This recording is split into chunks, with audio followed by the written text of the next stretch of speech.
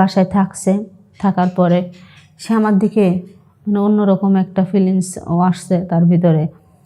সেরকম করতে করতে আমাদের ভিতরে ভালো একটা সম্পর্ক হয়েছে তো আগে থেকেই। তারপরে সে রাত্রে আমার সঙ্গে অন্য একটা খারাপ প্রস্তাব দিছে, তো আমি প্রথমে না করছি।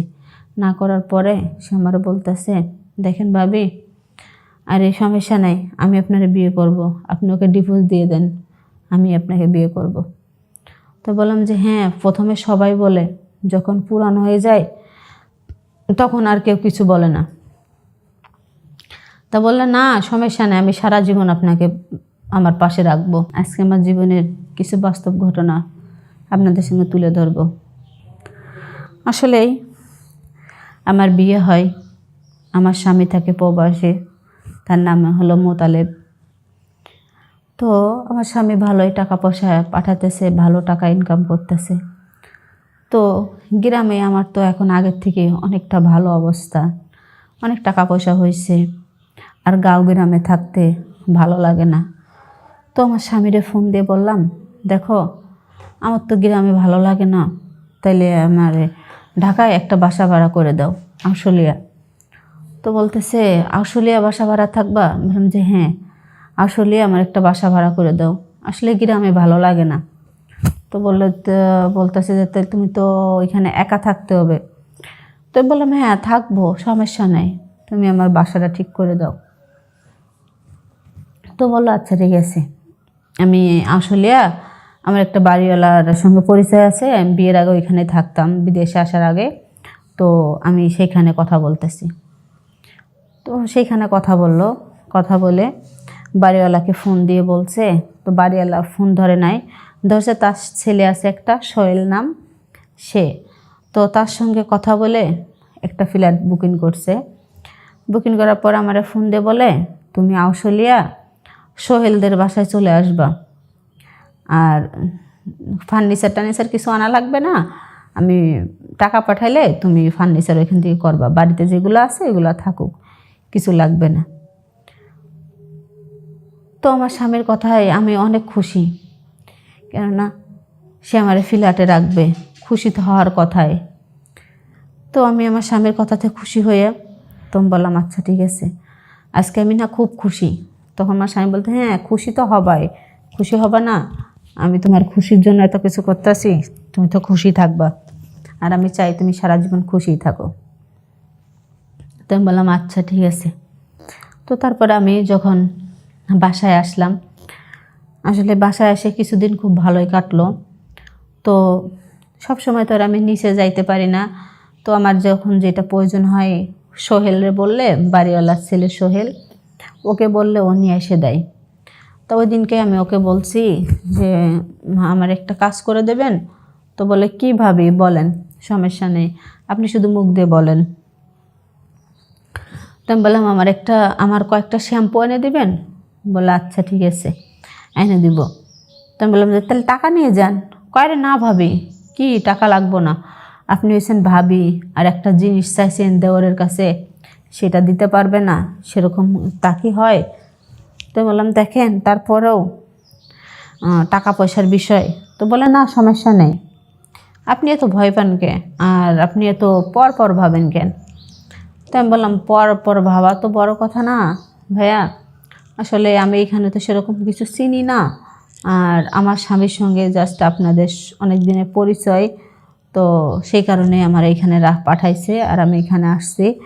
তো তোমার স্বামী বলছে যে সমস্যা নাই, ওরা আমি আগের থেকেই তোমার বিয়ে করার আগে থেকে আমি ওইখানে থাকি, বা বিদেশে যাওয়ার আগে ওইখানে থেকে আসছি, ওরা খুব ভালো। সে কথাতে আমি বলছি আচ্ছা ঠিক আছে, যদি ভালো হয় তাহলে ভালো। তো বলে না ভাবি সমস্যা নেই, আপনার যদি কোনো দিক থেকে সমস্যা হয় বা কোনো কিছু প্রয়োজন হয় আপনি আমাকে জানাইতে পারেন, আর আমাকে জানাইলে অবশ্যই চেষ্টা করব আপনার সমস্যার সমাধান করার জন্য। তো বললাম আচ্ছা ঠিক আছে। তো যখন আমার স্বামী ওইটা অনেকটা দিন যত হয়ে গেছে, আমার সোহেলের সঙ্গে মানে অসাধারণ মানে আলাদা একটা সম্পর্ক হয়েছে, আলাদা একটা ভালোবাসা মহব্বত ওর ভিতরে হয়েছে। তো হইলে এখন একদিন আমি ওরে বলতেছি যে সোহেল ভাই আজকে দুপুরে আমাদের বাসায় খাইবেন, আমি গরুর মাংস ভুনা করছি। তো বললো আচ্ছা ভাবি আমি আসবো। তো রাত্রে ও দুপুরে আসেনি, আস্তে আস্তে রাত হয়ে গেছে। রাত হয়ে গেলে ও খাওয়া দাওয়া কইরা অনেক মানে খাওয়া দাওয়া করে অনেক রাত পর্যন্তই মানে আমরা দুষ্টামি ফাজলামি করছি। করার পরে তখন বলতেছে যে এখন আর বাসায় অনলাইন তো অনেক রাত হয়ে গেছে, এখন কি করি? তো আমি বললাম যে কী হয়েছে, সমস্যা কি, আমার ফ্ল্যাটে থাকেন, সকালে যাইয়েন, আপনাদের বাড়ি আপনাদের ওই বাড়ি থেকে এই বাড়ি তো ভালোই। তো বলে আচ্ছা ঠিক আছে থাকলাম। মানে আমার যে বাড়িতে রাখছে ওই বাড়ি ওরা থাকে না, ওই বাড়িটা 5 তলা একটা বাড়ি, পুরোটাই ভাড়া দিয়া, ওরা থাকে সামান্য একটু দূরে। তো বলতে চান তো রাত্রে তো যাইতে পারবো না। তো আমি বললাম আচ্ছা ঠিক আছে তাইলে আপনি থেকে যান। যখন সে আমার বাসায় থাকছে, থাকার পরে সে আমার দিকে মানে অন্যরকম একটা ফিলিংস আসছে তার ভিতরে। সেরকম করতে করতে আমাদের ভিতরে ভালো একটা সম্পর্ক হয়েছে তো আগে থেকেই। তারপরে সে রাত্রে আমার সঙ্গে অন্য একটা খারাপ প্রস্তাব দিছে। তো আমি প্রথমে না করছি। না করার পরে সে আমার বলতেছে দেখেন ভাবি, আরে সমস্যা নাই, আমি আপনারে বিয়ে করব, আপনি ওকে ডিভোর্স দিয়ে দেন, আমি আপনাকে বিয়ে করব। তো বললাম যে হ্যাঁ, প্রথমে সবাই বলে যখন পুরানো হয়ে যায় তখন আর কেউ কিছু বলে না। তা বললে না সমস্যা নেই, আমি সারা জীবন আপনাকে আমার পাশে রাখবো, আপনি ভুলেও ভেবেন না যে আমি আমার পাশ থেকে আপনাকে সরাই দেব বা আমি আপনার কাছ থেকে সরে যাব, এরকম কোনো সময় এরকম মন মানসিকতা বা এরকম কোনো সময় মন্তব্য আপনি করবেন না। তো আমি বললাম আচ্ছা ঠিক আছে, যদি না করা লাগে তাহলে করলাম না। কয় না করবেন না। বললাম আচ্ছা। আসলে তারপরে আমাদের দুজনের ভিতরে শারীরিক যে সম্পর্ক, সে সম্পর্কটা হলো। তারপরেও বলতেছে ভাবি আপনি জিনিস একখান আসলে সেই মন ভরা জিনিস, আর এত সুন্দর জিনিস রেখে ভাই থাকে বিদেশে। তো আমি বললাম যে থাকুক সমস্যা নেই, ও যদি বিদেশে থেকে যদি ভালো টাকা ইনকাম করতে পারে সেটা তো আমার জন্যই। পরে ও চলে গেছে পরের দিনের সকালে। তারপর আমার ফোন দিয়ে বলতেছে ভাবি তোমাকে একটা কথা বলবো। তো আমি বললাম কী কথা বলেন। আপনি কি সত্যি আমার ভালোবাসেন?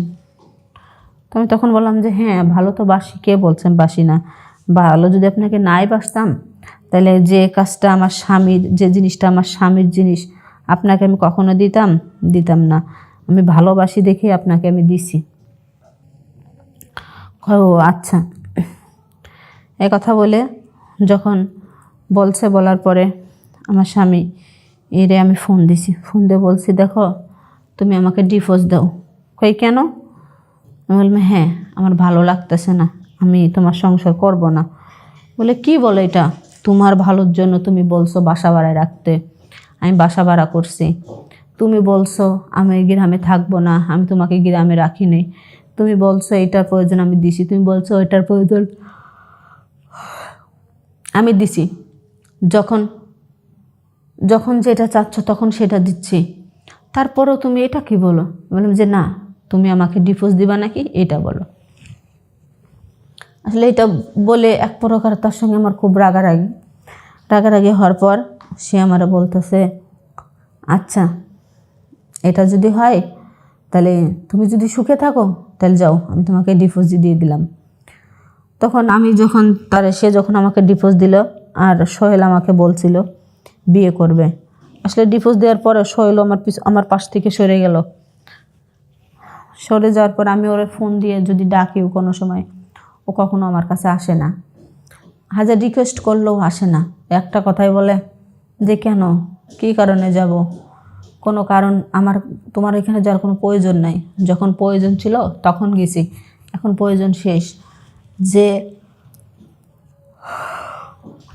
আমার একটা মিষ্টি কথাই তুমি তোমার স্বামীর সংসার ছেড়ে তার ডিভোর্স দিতে পারছো, আর দুদিন পর আর একজন এসে একটা মিষ্টি কথা বললে তুমি আমাকেও ডিভোর্স দিয়ে দেবে। কিন্তু তোমাদের মতো মেয়েদেরকে চিনতে আর বাদ নাই, তোমাদের মতো মেয়েদেরকে খুব ভালো করে চিনি। আসলে তার কথাতে আমার খুব কষ্ট লাগলো যে আমি কি করলাম, আজকে আমার ডিভোর্স দিয়ে দিছে, এখন আমি আমার বাবার বাড়িতেও যাইতে পারি না। ডিভোর্স দিয়ে দিলে কোনো মেয়ে তার বাবা মার সামনে দাঁড়াইতে পারে না। কেননা ডিভোর্সটা আমি নিজে ইচ্ছায় দিয়ে আইছি। আমি স্ব ইচ্ছায় তাকে বলছি ডিভোর্স দিতে, সে আমাকে ডিভোর্স দিছে। এই দুঃখের কথা আমার মা বাবা যদি শুনে, আমার মা বাবা স্টক করে মারা যাবে। তারপরে অনেক কিছু বলার পরে সে কোনো রাস্তা আমি পাই না, আমি একেবারে সর্বশান্ত, আমার মানে কোথাও যাওয়ার জায়গা নাই। লাস্টে আমার কি হলো, আমি এখন বর্তমানে পতিতালয়ে থাকি। পতিতালয় একটা মেয়ে কখন যায়, যখন তার কিছু থাকে না, সব কিছু শেষ। আসলে আমারও একই অবস্থা, আমার সব কিছু শেষ, আমি তারপরে ওইখানে গেছি। যাই হোক, আমি যে ভুলটা করছি, নাঙ্গের আশায় ভাতারটা শেষ করছি, এরকম ভুল আপনারা করবেন না কখনো। কের ফান্দে পড়ে বা কের কথা শুনে নিজের লাইফটা এত হেল করবেন না, আর নিজে এত নিচে নামাইবেন না। আপনারা ভালো থাকেন, সুস্থ থাকেন, আর আমার জন্য দোয়া করেন যেন আমি পরবর্তী জীবন খুব ভালো করে কাটাতে পারি। আর আমি যে অন্ধকার ঘরে গেছি, সে অন্ধকার ঘর থেকে যেন খুব তাড়াতাড়ি বেরোতে পারি।